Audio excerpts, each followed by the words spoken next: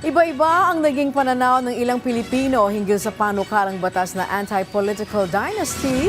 Ito'y matapos magsagawa ang Kamara ng Public Consultation sa Carmona City, Cavite. Mungkahi ng isang residente, itaas ang kwalifikasyon sa pagtakbo. Si Vel Custodio sa Sentro ng Balita, live. Angelique, idinaos dito sa Carmona City sa Cavite ang kauna-unahang public consultation patungkol sa anti-political dynasty measures na pinangunahan ng House Committee on Suffrage and Electoral Reforms. Naging hati ang pananaw ng mga lumahok dito, kabilang ang mga residente ng Cavite, Laguna, ilang mag-aaral at mga miyembro ng civil society groups. Kagaya ng isinusulong ng panukalang batas, tutol ang karamihan sa mga mag-aaral sa anti-political dynasty. Sa pananaw ng isang senior high school student, maraming munisipalidad at syudad sa bansa ay kontrolado ng political dynasty. Pagod na ho akong mamuhay sa Filipino virtue na utang na loob.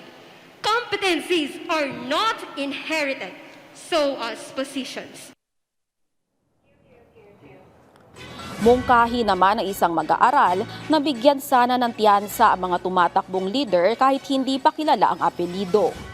Ayon naman sa miyembro ng isang civil society organization, hindi man nila nararanasan sa Carmona City ang suliranin ng political dynasty pero nararanasan aniya ito sa ibang lugar. Hindi ito usapin sa pagiging kontra sa isang pamilya. Ito po ay usapin na pagbibigay ng patas na pagkakataon para sa lahat ng Pilipinong makapaglingkod. Dagdag pa niya na dapat bigyan ng malinaw at konkretong batas ang pagbuwag sa political dynasty. Naniniwala siya na kaya ng simpleng mamamayan na magsilbi ng leader sa publiko. Habang isinusulong naman ng isang residente na buksan ang usapin patungkol sa anti-corrupt political dynasty. Bakit hindi po natin isabatas ang anti-corrupt political dynasty?